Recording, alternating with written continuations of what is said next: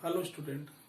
पिछले वीडियो में हमने प्रत्यय की परिभाषा, प्रत्यय के भेद, ठीक है, तथा तल, त्वय, ठक, इन प्रत्ययों के विषय में पढ़ा था। आज के इस वीडियो में हम मतु प्रत्यय, इस प्रत्यय के बारे में अध्ययन करेंगे।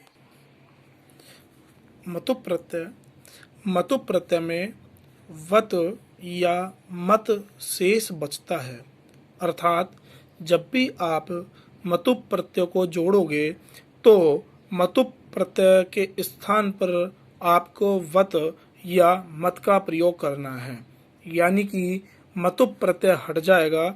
मतु शब्द या मतु प्रत्यय, इसके स्थान पर आपको वत भी जोड़ना है या मत जोड़ना है।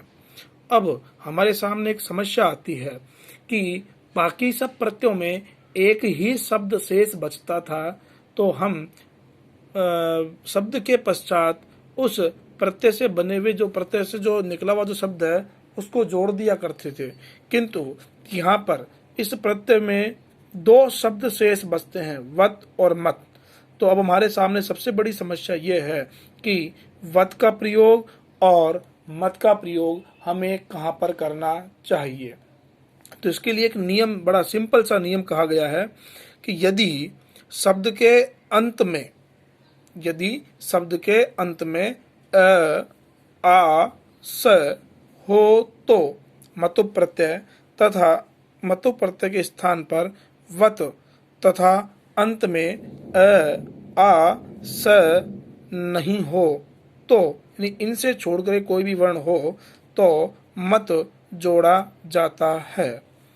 जैसे कि बल प्लस मतु, तो बल शब्द है, अंत में अ आ रहा है, तो शब्द के अंत में अ है तो यहाँ पर हम वत को जोड़ेंगे, यानी अ आ होगा तो क्या जुड़ेगा, वत, और अ आ नहीं होगा तो क्या जुड़ेगा, मत। तो बल के अंत में अ आ रहा है तो इसलिए हम यहाँ पर इसके मतुप के स्थान पर वत का प्रयोग करेंगे तो ये बन जाएगा बलवत। ठीक उसी प्रकार यदि शब्द के अंत में आ को छोड़ करके कोई अन्य स्वर हो तो यहाँ पर अ भी नहीं है और आ भी नहीं है, अन्य स्वर यानी ई है अंत में, तो यहाँ पर हम वत का प्रयोग न करके मत का प्रयोग करते हैं। इसलिए शक्ति प्लस मतुप को जोड़ेंगे तो ये आपका बन जाएगा शक्ति मत। फिर अगला नियम जो है वो ये है कि मतुप प्रत्यय से निष्पन्न शब्दों का प्रयोग तीनों लिंगों में किया जाता है। मतुप प्रत्यय से बने हुए शब्दों का प्रयोग कितने लिंगों में किया जाता है, तीनों लिंगों में। पुल्लिंग में तो वान, स्त्रीलिंग में वती और नपुंसक लिंग में वत। तो इधर मान, मति, मत, वो समझिए, वान, वती, वत, तो मान, मति, मत। ठीक है भाई, यानी एक बार पुनः समझ लीजिए, यदि शब्द के अंत में अ, आ, हो तो वत तथा अ, आ नहीं हो तो मत जोड़ा जाता है।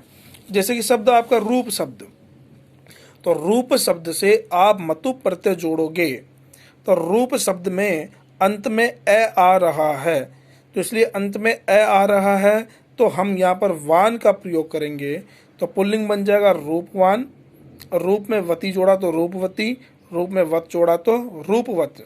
ठीक उसी प्रकार भाग्य शब्द से हम मतु प्रत्यय जोड़ेंगे तो देखो भाग्य, य के अंत में भी अ आ रहा है, तो यहाँ पर अ जिसके साथ होगा तो वहां जुड़ेगा वान, तो ये बन जाएगा भाग्यवान। भाग्य के अंत में अ आ रहा है तो ये बन जाएगा भाग्यवान। अ आ जिसके साथ होंगे यानी अंत में होंगे तो वहां वान, अ आ नहीं होगा तो मान। गुण शब्द से जोड़ोगे तो गुणवान, स्त्रीलिंग में गुणवती, नपुंसकलिंग में गुणवत। ज्ञान शब्द के अंत में भी न के अंत में अ आ रहा है तो इसलिए ये भी यहाँ पर वान जुड़ करके ज्ञानवान, ज्ञानवती, ज्ञानवत। धन शब्द, यहाँ पर धन का न जो है वो पूरा होगा, हलंत नहीं होगा। धन शब्द के अंत में भी अ आ रहा है तो इसलिए यहाँ पर धन शब्द से बन जाएगा धनवान, धनवती, धनवत। भाग्य से भाग्यवान, भाग्यवती, भाग्यवत। सरस शब्द से सरसवान, सरस्वती, सरस्वत। यशस शब्द से यशस्वान, यशस्वती, यशस्वत। बुद्धि शब्द, बुद्धि के अंत में ई आ रहा है, इसलिए बुद्धि शब्द से हम जब भी मतु प्रत्यय जोड़ेंगे तब बुद्धि से बनेगा बुद्धिमान, बुद्धिमती, बुद्धिमत। शक्ति से शक्तिमान, शक्तिमती, शक्तिमत। गो शब्द से आप जोड़ोगे तो ये बनेगा गोमान, गोमती, गोमत। श्री शब्द से श्रीमान, श्रीमती, श्रीमत, क्योंकि यहाँ पर श्री अंत में ई आ रहा है और आ को छोड़ करके शेष अन्य जगह आपको मान, मति, मत का प्रयोग करना है, इसलिए श्री शब्द से श्रीमान और श्रीमती, श्रीमत। श्रीमान और श्रीमती ये बहुत ही महत्वपूर्ण उदाहरण माने जाते हैं। धी शब्द से धीमान, धीमती, धीमत। गरुत शब्द से गरुतमान, गरुतमती, गरुतमत। और यहाँ पर एक अपवाद भी कहा गया है और वो है लक्ष्मी शब्द। लक्ष्मी शब्द से जब आप मतु प्रत्यय जोड़ोगे तो यहाँ पर लक्ष्मीवान, लक्ष्मीवती, लक्ष्मीवत बनेगा। जबकि देखा जाए तो यहाँ पर शब्द के अंत में ई आ रहा है, जैसे कि श्री शब्द के अंत में ई आ रहा था और ई आने के जैसे मैंने बताया था कि ए और आ इसके साथ तो वान और ए आ को छोड़ करके शेष सभी जगह मान, यानी ई आ रहा है तो इसलिए ई के साथ मान जोड़ा जा रहा है।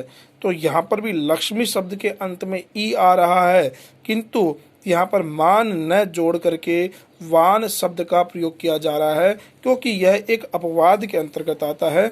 इसलिए ध्यान रखें, यह अपवाद है कि लक्ष्मी शब्द से मतु प्रत्यय जब आप जोड़ते हो तो यह लक्ष्मीवान, स्त्रीलिंग में लक्ष्मीवती और नपुंसक लिंग में लक्ष्मीवत शब्द बनता है। एक विशेष उदाहरण देखिए कि आयुष शब्द, आयुष शब्द से मतु प्रत्यय जब आप जोड़ते हो तो यह पुल्लिंग में बनेगा आयुष्मान, क्योंकि यहाँ पर स मूर्धन्य से है तो पुल्लिंग में आयुष्मान, और स्त्रीलिंग में बनेगा आयुष्मती। तो आयुष शब्द से बनेगा ये आयुष्मान और आयुष्मती।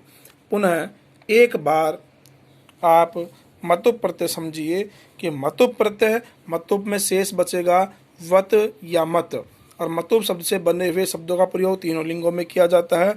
तो पुल्लिंग में वान, स्त्रीलिंग में वती, नपुंसक लिंग में वत।